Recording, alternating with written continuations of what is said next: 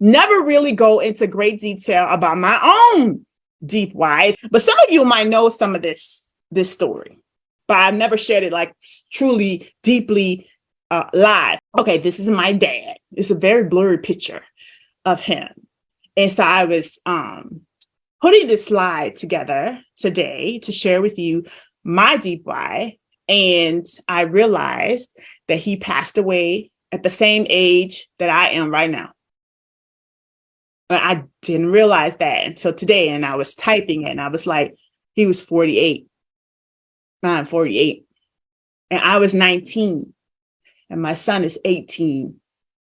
And I think about how I felt when I lost him at that age. And I begin to think about how my son might feel if that were to happen to me, because I don't care for my health, right? So I'm going to share the story with you. All right. So this is a healthy picture of my daddy. This is when he was healthy. It's kind of blurry because it's the only picture I have.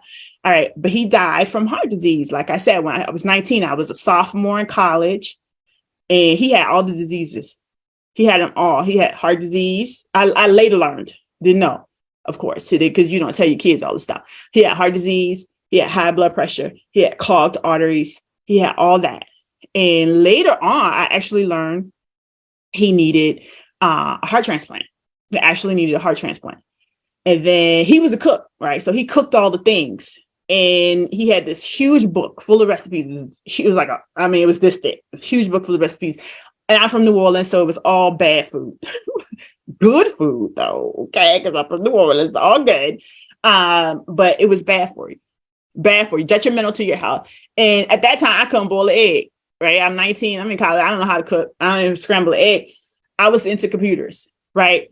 And it's funny to think how now I'm helping women learn how to cook and eat healthier when that was my daddy's judge, right? And I was really into computers, right? Like I said, and he died from preventable diseases because his eating habits were all over the place. And I do remember asking him, like, why are you continue to eat these things, right? Like, you shouldn't be eating these things. You should not be smoking. Like, why are you still doing that stuff? And we know it's because old habits die hard. I know that now, but as an 18, 19-year-old, I didn't know that. I couldn't get that. And sometimes I wish that the things that I'm able to teach you, that I was able to teach him, right? Sometimes I wish that I was able to meal prep for him the way I show you guys how to meal prep and care for yourselves. I wish I could have told him about pink salt and ghee and all the things that we take for granted now, right? So we're making these bad choices and we are literally shortening our lives. And it's a selfish choice. It's a selfish choice to do that because you leave behind people like me, right? Who grieve and wish that you could have been there longer, who wish that you would have made better choices, right? So I don't know. I don't know if I actually could have helped him. I don't know if I could have meal prepped for him and he actually would have ate it and did all the things. But I do honor him and I do honor what I hope to have been able to do for him through helping you. And that's my why. That's why I go hard.